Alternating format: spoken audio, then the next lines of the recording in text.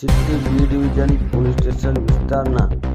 ₹3 લાખની ચોરીના ગુનાનો ભેદ ઉકેલી ચોરીના ડુપ્લિકેટ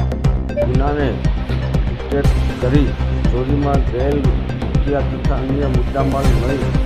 કુલ કિંમત ₹1,84,000ના મુદ્દામાલ સાથે આંતર રાજ્યમાં ચોરી કરતી મધ્યપ્રદેશની કડિયા સાસી ગેંગની 2 મહિલાને મહારાષ્ટ્રના ધુલે ખાતેથી પકડી પાડતી local crime branch Srinagar LCB તથા પેરલ ફ્લો સ્કોડની ટીમ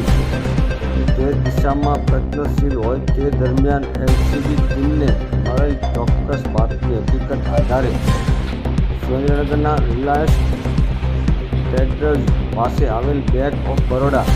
બેંકમાંથી ફરિયાદી રૂપિયા ઉપાડી થેલીમાં રાખી જતા હતા તે દરમિયાન 2 અજાણી મહિલાઓએ ફરિયાદીની